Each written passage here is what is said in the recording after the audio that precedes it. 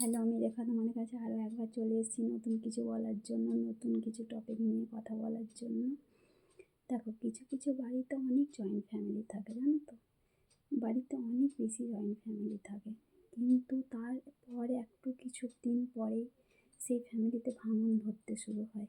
কেন ভাঙন ধরতে শুরু হয় জানো? যখন বাড়ির ছোটরা ডিসিশন নেয় সব জিনিসে, যখন সেই বাড়ির ছোটরা ডিসিশন নিতে শুরু করে, বড়দেরকে কোনো ভ্যালু দেয় না, ছোটরাই নিজের মালিক হতে শুরু হয়, বড়দেরকে কোনো ভ্যালু দেয় না, তখন সেই বাড়িতে না সবাই মালিক হওয়ার চেষ্টা করে, কেউ আর কারো কথা শোনে না সেই বাড়িতে। তখন ভাবে ও যদি মালিক হয়ে যায় তো আমরা কেন মালিক হব না, আমরাও মালিক, আমরাও নিজেদের মর্জিতে কাজ করব, নিজেদের মর্জিতে চলবো। একটা ছোট হয়ে কোনো ডিসিশন বড়দেরকে জিজ্ঞেস করে না নেয়। একটা ফ্যামিলিতে যখন কোনো কাজ করার আগে প্রত্যেকটা মানুষকে জিজ্ঞেস করা উচিত।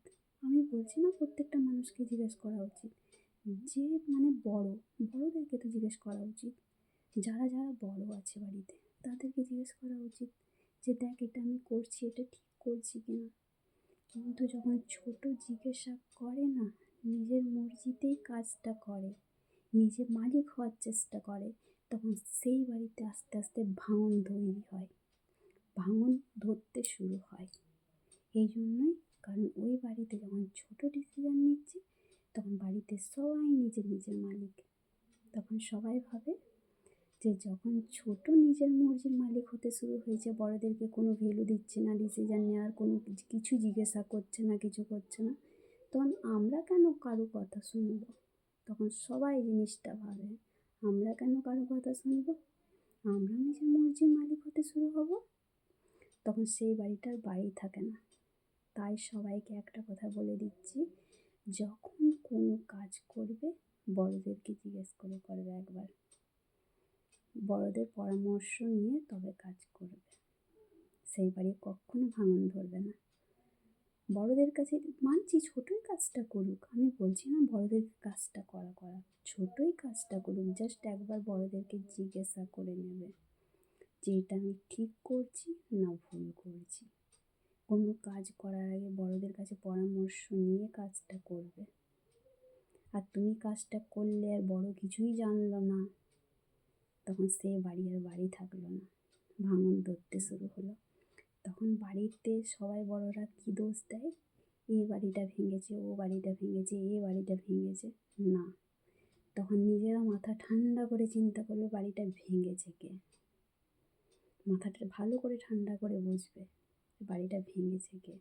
ঠিক আছে, আর বেশি কিছু বলবো না তোমাদেরকে, কিন্তু এতটাই ডিসিশন দেবো যে যখন বাড়ির বড়রা থাকবে বড়দের কাছে পরামর্শ করবে, বড়দের কাছে সব কিছু বোঝাপড়া করবে, তবে কোনো কাজে এগোবে।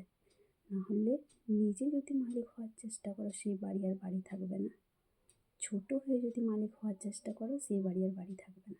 এতটা বলে দিলাম। তুমি কোনো কাজ করলে আর বড়রা সেটা জানতে পেলো না, সেই বাড়িটা বাড়ি থাকবে কি? তোমরাই বলো, বাড়ি থাকবে? তখন তো সবাই মালিক হয়ে তৈরি হবে। যখন ছোট মালিক হয়ে তৈরি হবে তো সবাই মালিক হয়ে তৈরি হবে।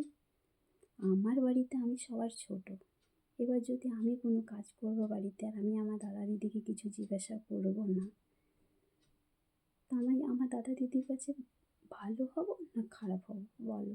তোমরাই বলো। আমার দাদা দিদির সাথে তো আমার ঝামেলা হবেই, যে তুই এত বড় কাজটা করেছিস আমাকে জিজ্ঞেস করে করেছিস, করিসনি, তো ঝগড়াটা কে বাঁধালো? তোমরাই চিন্তা করো, আমার দাদা দিদি না আমি। আর তখন আমি ভালো সাজার চেষ্টা করবো, আমি কি ভালো হব? হব না, সেটা তোমরা মাথা ঠান্ডা করে বুঝবে। ঠিক আছে, আর বলবে বাড়ির ভাঙনটা কে তৈরি করে, আর কিছু বলবো না।